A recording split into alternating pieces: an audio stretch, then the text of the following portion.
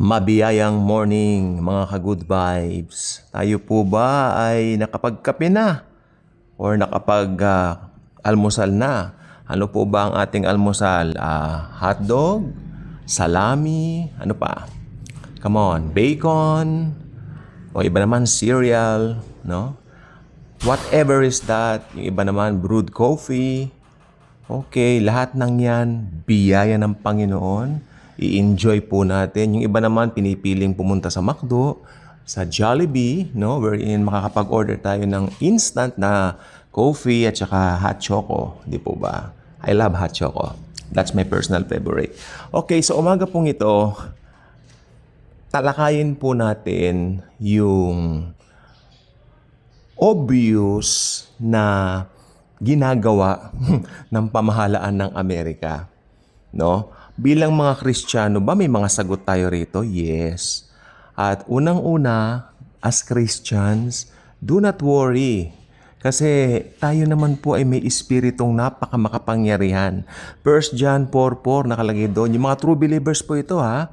Greater is He who resides in you than He that resides in the world. Than He who resides in the world. Kako sana. Okay? So, meron po tayong mga 5 clear biblical points on how we respond as Christians or believers regarding UFOs, disclosures, and supposed alien invasions with full verses. I included some verses so that, tayo po ay maging aware sa mga ito. Pero mostly, ang madideceive po talaga nito ay yung mga unbelievers po talaga. Ngayon, kung na-deceive yung mga in-church na ibang mga tao, baka hindi po totoong Kristiyano ang mga ito. Kasi ang Espiritu ng Diyos nasa atin na po. We have the Holy Spirit. So it's possible, it's very impossible na maligawang na kay Christ dahil hawak tayo ng Diyos Ama, hawak pa tayo ng Diyos Anak, tinatakam pa tayo ng Espiritu Santo. Hindi po ba? So yun po yun. Kaya number 1, ano ang unang punto po natin? Isang salita lang po. No. Alamin. Yon. Number 1, no. Alamin, these are not aliens. They are spiritual beings or worse, they are demons. No? The Bible never speaks of intelligent life from other planets. What governments show are either unexplained events, human tech, or more often, activity of angels, fallen angels, or demons, appearing as others to deceive many people. Okay. Ito naman po ang ating verse, no? Ephesians chapter 6 verse 12. For we do not wrestle against flesh and blood, but against principalities, against powers, against the rulers of the darkness of this age, against spiritual hosts of wickedness in the heavenly places. Dinagdag din natin sa 2 Corinthians 11:14. And no wonder, for Satan himself transforms himself into an angel of light. Hindi po ba? Ngayon, ano ang response natin? Bilang mga mananampalataya ni Kristo Jesus na nagmahal sa atin at nagbigay ng buhay sa atin, anong responde natin dito? Ito lang po, do not believe they are from outer space. Recognize this is spiritual warfare and deception. And most of all, recognize that these are fallen angels and demons. Okay? So proceed na po tayo sa second point. God is over all things in heaven, earth, and above. Ulitin ko, God is over all things in heaven, earth, and above. No craft, power, or being moves outside His control. Whatever appears in the sky, whatever is revealed, the Lord God rules it all. Okay? Meron po tayong verse dito again, Psalm 103 verse 19. The Lord has established His throne in heaven, and His kingdom rules over all. Rules over all. Yung kapangyarihan ni Jesus, it rules over all. Basahin pa natin ang isang talata natin. Nasa Colossians chapter 1, verses 16 hanggang 17. For by Him, kay Jesus, all things were created that are in heaven and that are on earth, visible and invisible. All things were created through Him, kay Jesus, no? Through Jesus Christ. All things were created through the Lord Jesus Christ. And for Him, kay Jesus Christ pa rin. And He is before all things, and in Him, all things consist. Napakabigat po nito. In Jesus, all things consist. Nagkakaugnay-ugnay ang lahat dahil kay Kristo Jesus. Ne? Lahat ng bagay humihinga, gumagalaw, kung paano ang pagkakaakma ng mga planetang ini, no? Ng pagkakagawa, lahat ng yan dahil kay Jesucristo. Okay? Ngayon, ano naman ang response natin? May bago pa tayong response. Do not fear.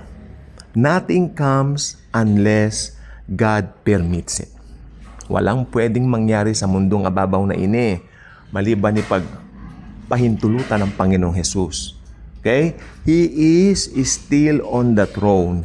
Jesus is still and will always be on the throne of heaven. Okay?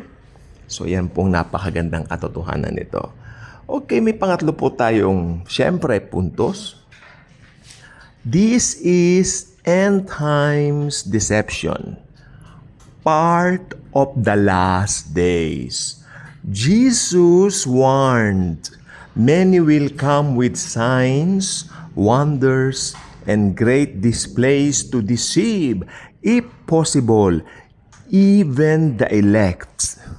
UFOs, contact stories, invasion narratives fit exactly what the Lord Jesus was foretold beforehand. Matthew, ito po ang ating verse, Matthew chapter 24, verse 24. For false Christ and false prophets will rise and show great signs and wonders to deceive, if possible, even the elect. Okay? 1 Timothy, we still have another one here. 1 Timothy chapter 4 verse 1. Now, the Spirit expressly says that in latter times some will depart from the faith, giving heed to deceiving spirits and doctrines of demons. What will be our response to this? Doctrines of demons. Hindi mahalaga kung sino nagpapatupad nito, hindi mahalaga kung kanino nang gagaling ito, pero kung ito ay taliwas sa salita ng Panginoong Hesus, ang tawag ng Biblia dito ay doctrines of demons. Ha?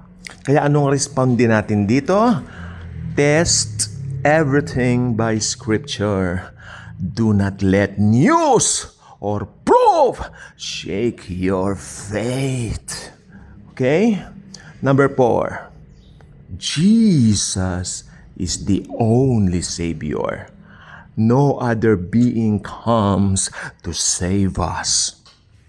Any message saying beings from beyond are here to help, guide, or save humanity directly opposes the Bible.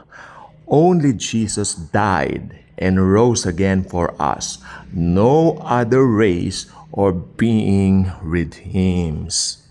Si Jesus lang po talaga ang may control ng lahat. Anything that will go beyond sa lahat ng mga sinabi ng Bible, it opposes Jesus and His Word. Alam po natin yan. And we're living exactly on the last days. So no wonder why these people are trying to destroy Christianity. Why these people are trying to destroy our faith. Hindi po ba? So Acts chapter 4 verse 12. nor is there salvation in any other, for there is no other name under heaven given among men by which we must be saved. The name of Jesus, a very powerful one, a very powerful name, the only name who can save mankind from sin and from hell. Hebrews chapter 1 verses 1 to 2. God, who at various times and in various ways is spoken time past to the fathers by the prophets, has in these last days spoken to us by His Son, through whom also He made the worlds. Itong huling panahon, ang Diyos Ama po, pinagkaloob niya lahat ng pagsasalita sa anak, ang Diyos anak na Panginoong Hesukristo po natin. Kaya, Jesus should be the center of everything we are doing here on earth. Whatever is that na ginagawa natin, ipatungkol natin sa kadakilaan at kapangyarihan ng Panginoong Hesukristo natin. Response. What will be a response here? Reject every message that puts any other being, force, or alien above the Lord Jesus Christ, who is the Lord of glory. Hallelujah. Number 5, and this will be our final point. Stay ready. Look up, for our redemption draws near. Dagdag ko na rin, look up. Dahil anytime magra-rapture na po, yes, anytime Jesus will come to get His church, tayo po yun. Sorry po. These strange events are signs of the times. They tell us we are close to His return. Do not get obsessed with the phenomena. Instead, be pure in mind and be faithful and continue watching everything according to the Scripture. Meron po tayong talata rito, Luke chapter 21 verse 28. Now when these things begin to happen, look up and lift up your heads because your redemption draws near. Mas maganda sa King James, your redemption draws nigh. Di po ba? 1 John chapter 4 verse 1, Beloved, do not believe every spirit, but test the spirits whether they are of God, because many false prophets have gone out into the world. False prophets, false messages, false invasion of UFOs. We are in the last days, so no wonder why all of these things are all all over social media right now. Magtataka pa po ba kayo? Ano pa po ba? Sabi ko nga po dati, ang escalation ng mga bagay-bagay sumusobra. Sobra-sobra. Sobra talaga over. Di ba? So, response should be, stand firm, love the truth, share the gospel of Jesus and His grace, and wait for Jesus Himself.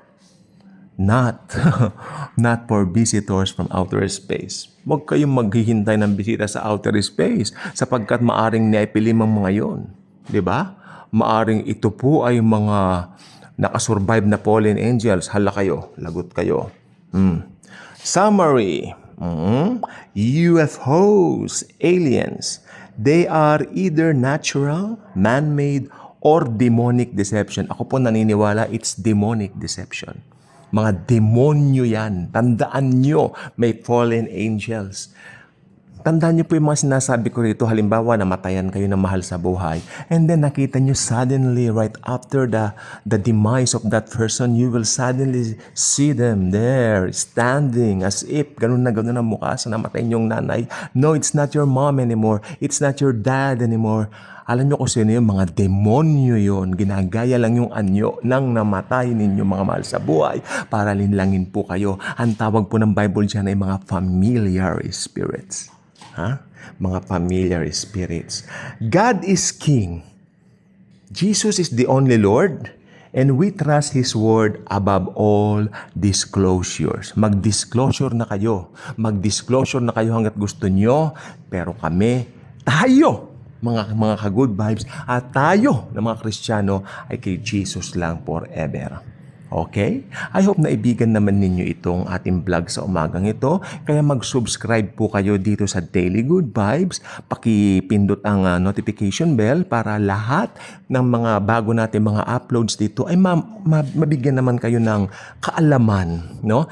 Bago at least makikita nyo sa mga notifications nyo, may mga bago tayong uploads dito sa Daily Good Vibes. Lalo na po ngayon, ang focus po natin ay talaga po naman, wow, minsan nag-focus tayo dun sa lumalalang El Nino, Super El Nino. Kahapon nag-focus tayo dun sa mga Ebola, mga ganyan, no? Pero right now, mag-focus tayo sa maraming aso nagtatahulan uli. Joke! Joke! Mabuti patapos na po tayo. So, thank you po. Pero lagi tayong focus kay Jesus sa lahat ng ito. Thank you po at mahal tayo ni Jesus. Forever yan, ha?